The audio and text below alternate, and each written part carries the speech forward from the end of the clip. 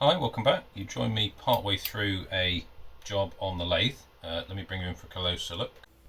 So I'm currently in the process of making a mounting plate. This is the same material that I made the fixed steady out of some time ago. Came out of this piece.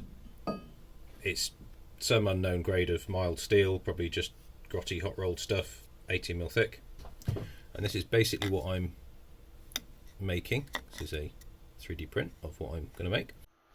So on my CNC, I got this fourth axis with it, which I've yet to do anything with, partly because I haven't got anything to mount on it.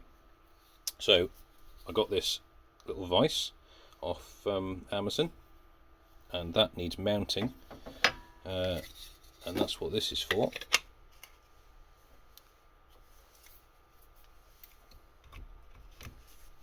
So that will mount like that and allow me to index pieces of material. So idea being that you've got a piece of metal that you need to get to on multiple faces, and you'll be able to rotate it round without having to reposition it. So no doubt some people will be thinking, why don't I just do this out of a piece of round bar? Well, I haven't got any round bar this size. I had this plate, so that's why I'm using it. Another reason is I started off planning to do this on the CNC mill to try out how good it is at machining steel.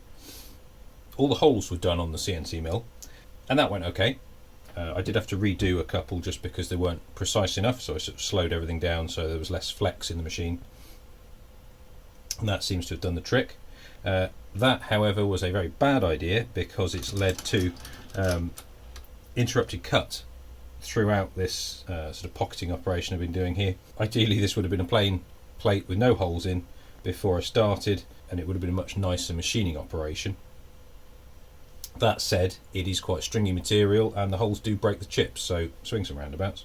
Now this central spigot I've got to about 25mm. The hole in the rotary table is 24, so I'm going to take that down to size. Not sure how well this is going to come out, but this is what an interrupted cut does to a carbide tip, even with a large radius. It's chipped the corner off and it basically stops cutting particularly well. Still cuts, but it takes a lot more cutting pressure. The chips get really hot and the lathe complains. This is where carbide doesn't really work very well with this kind of interrupted cut. So I ended up using a piece of cobalt like this one.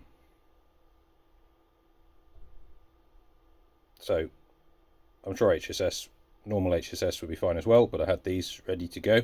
This one I tried out on the EN8 that I was using for the collet chuck, which I was having trouble machining, and it just completely burnt the cutting edge up within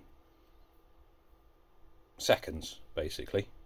So I thought these were a load of rubbish, but I think actually the material that I was told was EN8 maybe isn't. I don't know what it is, but it really doesn't like being cut.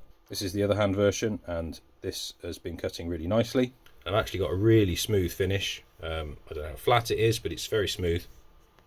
There's a bit of a step here, obviously that's where this tool can't quite get over, so I'm going to have to put a different tool in just to do that last little bit over this side.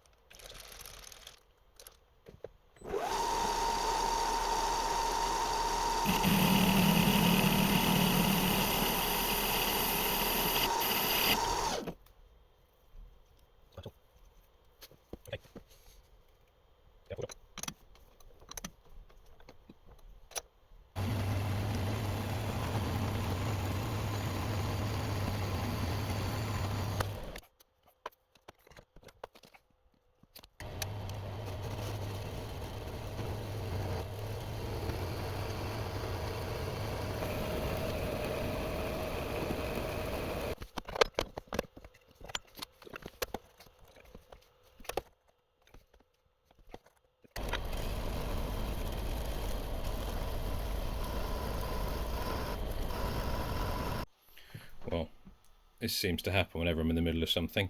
The drive belt on the bandsaw has given up the ghost. Now, I kind of knew this was getting a bit shredded. Basically, since brand new, I don't think the pulleys have been the right shape for the belt, or the belt wasn't the right shape for the pulleys, one or the other. And the sort of periphery has been a bit fluffy. But it's sort of bedded in and it's been working. I've had this thing since 2011, so it's never had a new belt. So now I think it's time for a new one. Fortunately, you can still read it's one of them.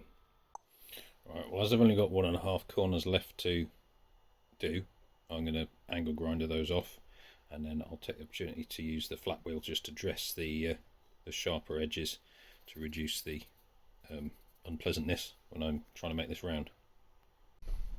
So the plan now is to grip it by this spigot, make it round and face it off. So I'm going to have to turn the jewels around.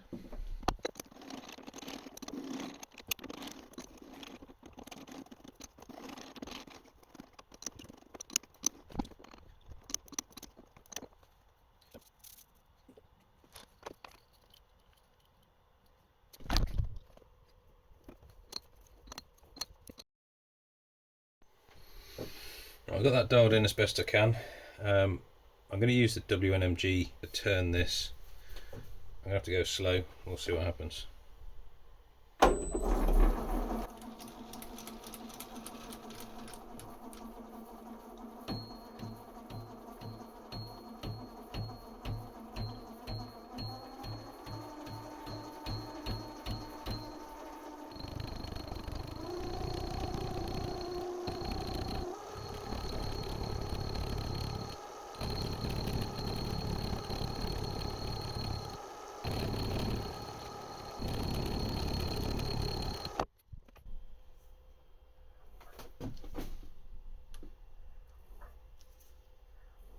Still a fair way to go.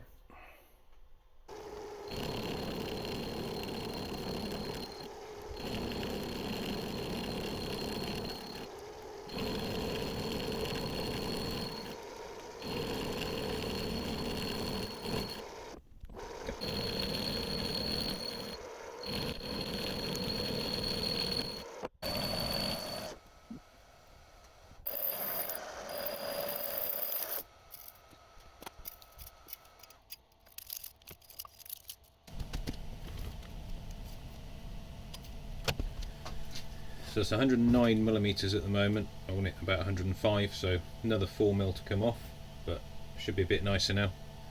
Not an interrupted cut anymore. Got a bit carried away there. I finished the OD 205 and forgot to film it, but just need to deburr it.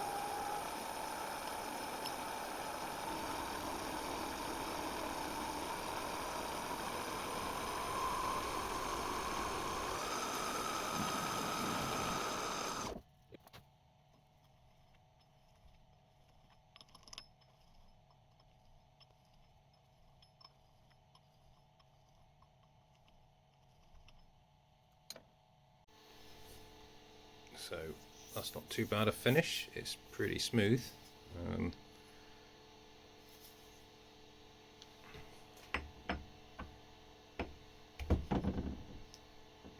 It's a pretty snug fit. I need to counterbore the holes for mounting the plate to the rotary table, and I then need to counterbore the holes for mounting the vise to the plate.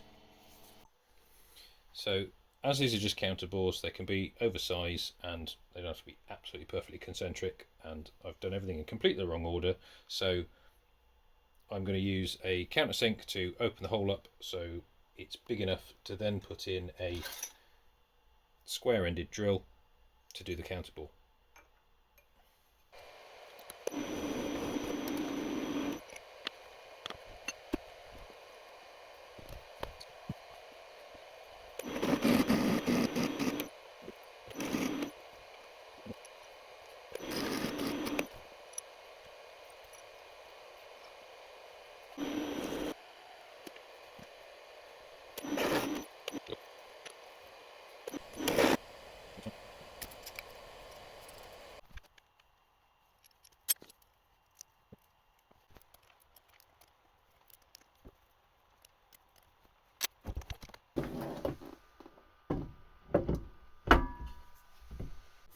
So all I need to do now is bolt the thing down to the table.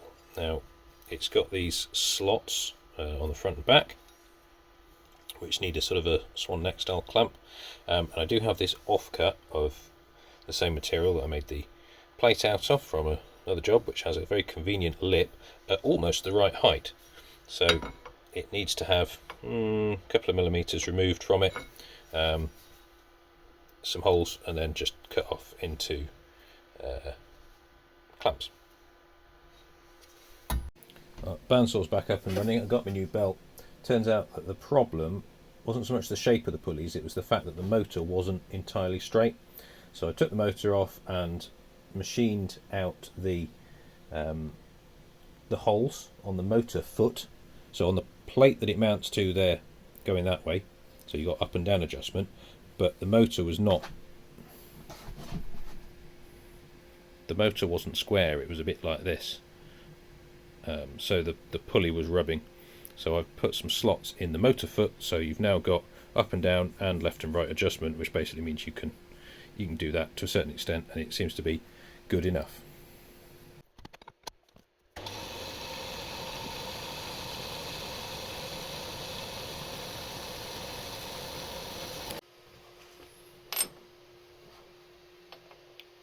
I need to reduce the height of this by 2 millimeters, so I will use my big base mill.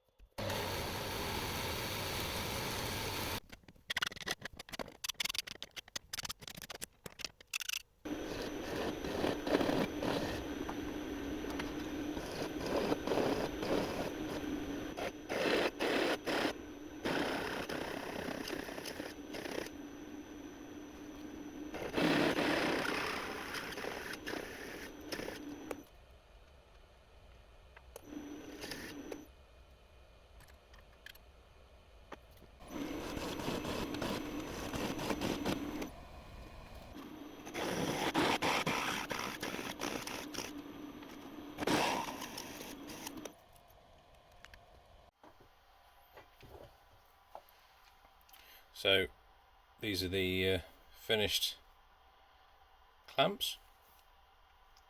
I did have to put a little notch in just so that when they're in the slot they line up with the T-slot nicely.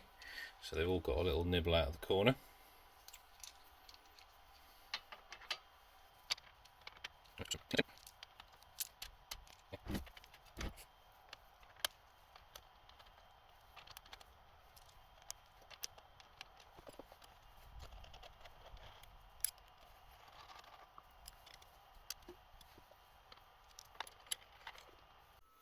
Right, I think that's pretty much done. All I've got to do now is set the angle gauge collar to 0 when this thing's vertical, and do a few measurements to just, I mean, I've no idea how good the self-centering on this vise is, you know, whether it's anywhere close to the center line of the rotary table, but that's all to be found out. And I have got a project in mind for this, so that'll happen at some point. Thanks for watching.